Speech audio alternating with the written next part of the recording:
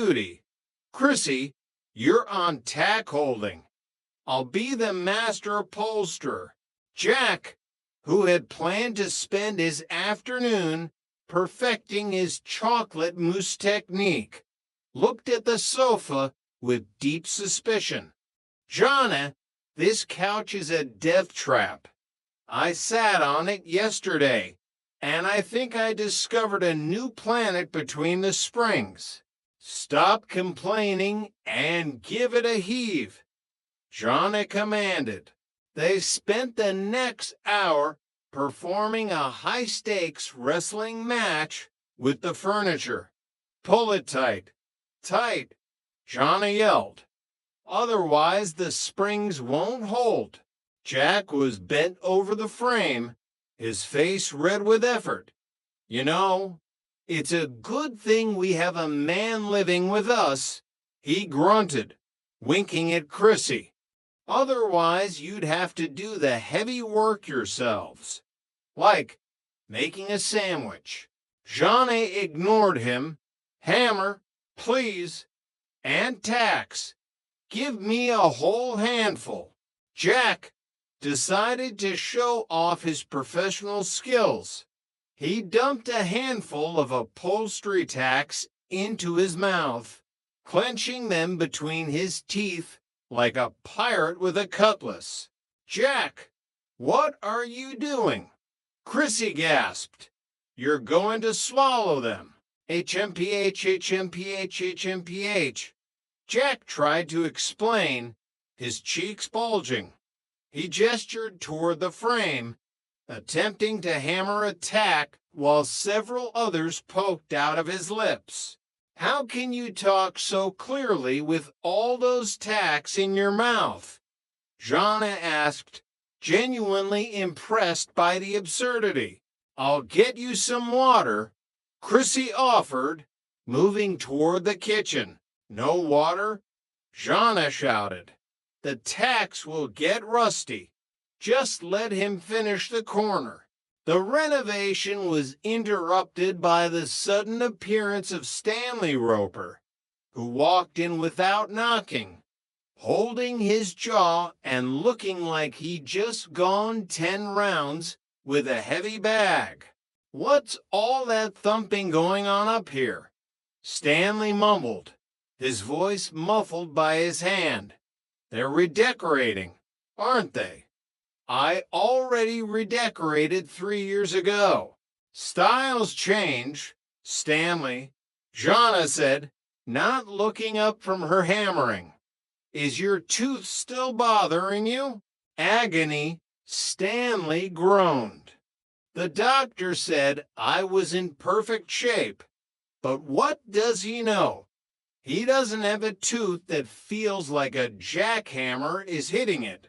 He's probably out playing golf with my dental copay. Stanley's eyes wandered to Jack, who was still kneeling by the couch with a mouthful of tacks. What's the matter with him? Did he have a stroke? He's an upholsterer, Mr. Roper, Chrissy said proudly. He's very dedicated. Stanley snorted. He's very strange. Look, if you're gonna keep hammering, do it quietly. My pain is sensitive to loud vibrations. He turned to leave, but stopped at the door. And tell Tinkerbell there to watch out. I saw a peeping Tom last night looking in 107. If I catch him, I'll give him something to peep at. 107. Jack spat the tacks out into his hand. That's the blonde. I mean, that's a tragedy. Yeah. Well, keep your doors locked, Stanley warned, and your mouths shut, especially if they're full of hardware. Chapter 9, The Tooth of the Matter. By the time evening rolled around, Stanley's toothache had reached legendary proportions. He was pacing the hallway of apartment 101, much to Helen's annoyance. Stanley, go to the dentist, He said he can take you right now, Helen pleaded, adjusting her newest, loudest caftan. No, I don't trust him. Last time I went, he gave me a lollipop that broke my other tooth. Stanley cried. Give me a brandy. That's the only medicine a man needs. They ended up at the Rendezvous pub, Stanley holding a glass of brandy against his cheek, while Helen looked around for someone interesting to talk to.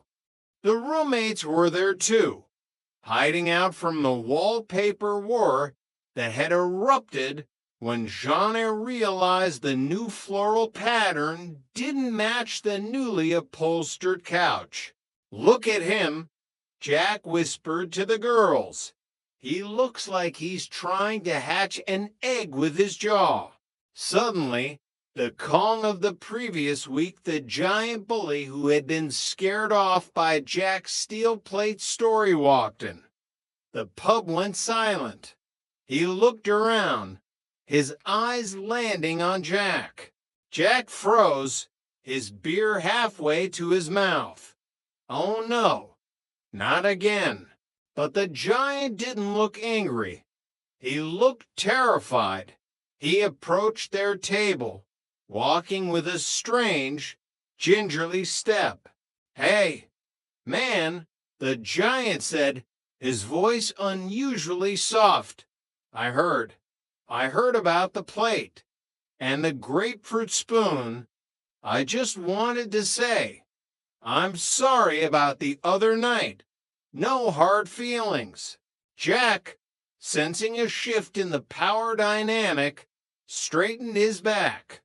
Well, apology accepted. Just don't let it happen again. I'm feeling a little twitchy tonight. Stanley, watching from the bar, was confused. What's going on? Why is that mountain apologizing to the kid? He's a hero, Stanley, Helen said, winked at Jeanne.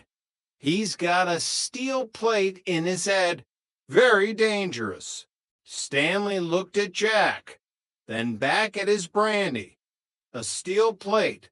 No wonder he's so weird. I probably have one too. That's why my tooth hurts. The evening ended with a surprising twist. Stanley, emboldened by the brandy and the sight of a bully retreating, decided to protect the pub. He walked up to the giant, who was now peacefully eating a sandwich. Hey, you, watch where you put your elbows, Stanley shouted, his voice cracking with artificial bravery. The giant looked at Stanley, who barely reached his navel, then at Jack, who was frantically making crazy gestures behind Stanley's back. I'm sorry, sir. I didn't mean anything, the giant said, picking up his sandwich and moving to a far corner. Stanley turned to Helen, a triumphant grin on his face. See?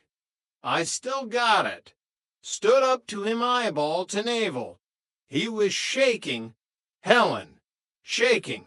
He was trying to control his laughter. Stanley, Helen sighed. Now come on. Let's go home before you try to fight a jukebox. Chapter 10. The Chef's Secret Ingredient. Monday morning arrived with the usual frantic energy. Jack was late for his sauce and stock class, mainly because he had spent half the night helping Jeanne rearrange the living room plants for the 4th time that week. Jack, you forgot your whisk, Chrissy yelled, holding up a gleaming piece of kitchenware as Jack scrambled toward the door. Thanks, Chrissy. If I mess up the hollandaise again, the chef is going to make me peel onions for a month. Jack panted, snatching the whisk and disappearing down the stairs. Culinary school was a world of high pressure and sharp knives. Jack loved it, but the secrecy of his living situation